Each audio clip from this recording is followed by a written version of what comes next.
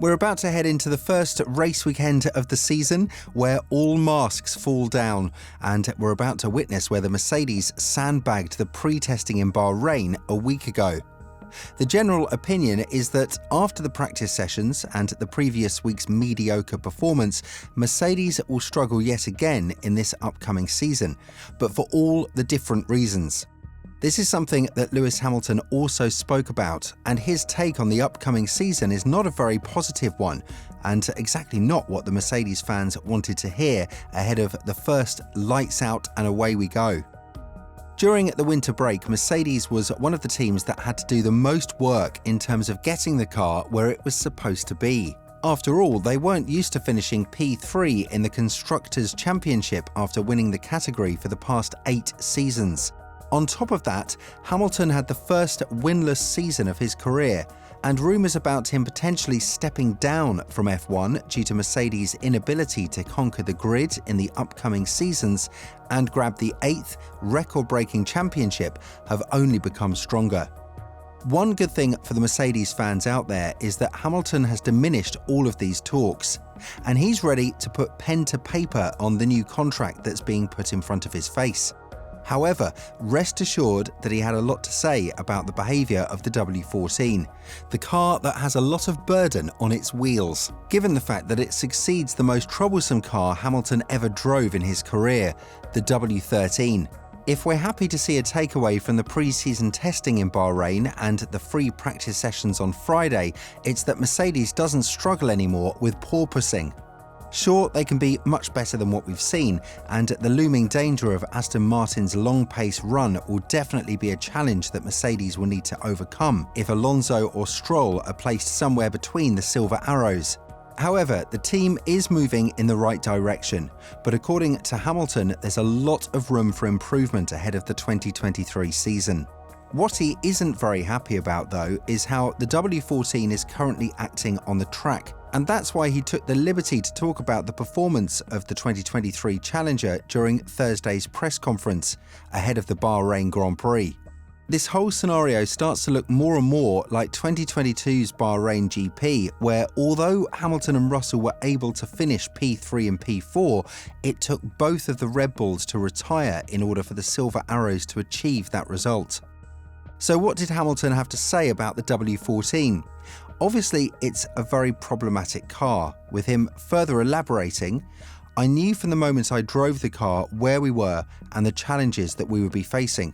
On a positive, not having a bouncing issue is a huge plus. And trying to understand what the problem is whilst having bouncing really makes it difficult to figure out what those are, so we don't have that now. This isn't the first time that Mercedes is about to enter the first race weekend of the season without having all of their issues fixed, and this is definitely something that can come back and bite them later in the season. All of their rivals have kind of figured out where their cars currently stand, and they've extracted the maximum potential out of the 2023 Challengers, but it seems like Mercedes has a long way to go before they build the perfect vision of the W14. Similar things happened last year, where Mercedes were able to get a completely competitive car in Silverstone, which was very deep in the first half of the season. Now, while the porpoising is gone, the team struggles with 2 key aspects: increased drag and balance stability issues. One that Ted Kravitz hasn't quite gotten the grasp of, and pointed out that will continue to haunt Mercedes until the end of the season if they don't find a proper fix for it. On the other hand, Aston Martin seems like the dark horse on the grid, and although it's very unlikely that they'll have the pace to challenge Ferrari during the course of a full race, they're very close in performance with Mercedes. Of course, all masks will fall later today during the qualifying session, and there is always the option that Mercedes have hidden some performance in the W14 that they're likely to unleash in the first outing in Bahrain. Yet, the general opinion at Mercedes is that they're not going to be very competitive in the first weekend of the season, and this is also something that Hamilton has reflected on during the press conference.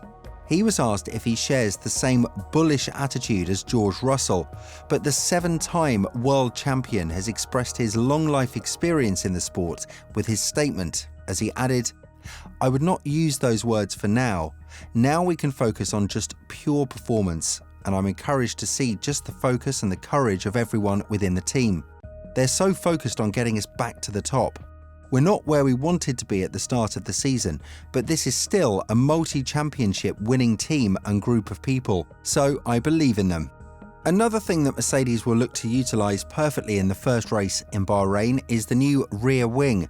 The pre-season testing saw Mercedes not being able to utilise the maximum amount of downforce through the only testing before the first race in Bahrain. And while the performance looked much better during the free practice sessions, the challenge presented ahead of the Silver Arrows is going to be a difficult one. Furthermore, Hamilton invested a lot of hope in the new rear wing, one that's meant for circuits that require a low amount of downforce, saying that the hope in the team is that this rear wing will definitely push them in the right direction. According to the 7-time world champion, the team has a much better understanding of where they need to put the car and where the weak points of the car are. As we mentioned earlier in this video, one looming challenge that Mercedes will need to overcome on race day, if everything goes well for them, is the promising power of Aston Martin. Although they haven't been very promising in terms of one-lap performance, the long runs are definitely something that Aston Martin will look forward to during the race on Sunday, because that's where it all matters, and this is exactly where the points are scored. What seems like a bit of a challenge that Mercedes may face on the first racing day, apart from them taking it up to Ferrari and Red Bull, is the promising pace that has been shown by Alfa Romeo. Apart from Aston Martin, this is the squad that's shown the most potential to get away from the midfield, and that's exactly what Bottas hopes for as well. When asked about whether Alfa Romeo can take the fight to Mercedes and be in the mix of the first 3 teams in 2023, he said, "As always, from testing, it's difficult to say. The midfield is so close. You don't if teams have found something between the test and the race, if they're bringing something new, so that can change because it's so close. We're definitely in the mix. I really hope we're kind of ahead of that midfield group, but I don't know. There are too many question marks." Now, don't get us wrong, the last place we'd want to see Mercedes is fighting for scrap points and not being involved in the 3-team battle ahead of the pack.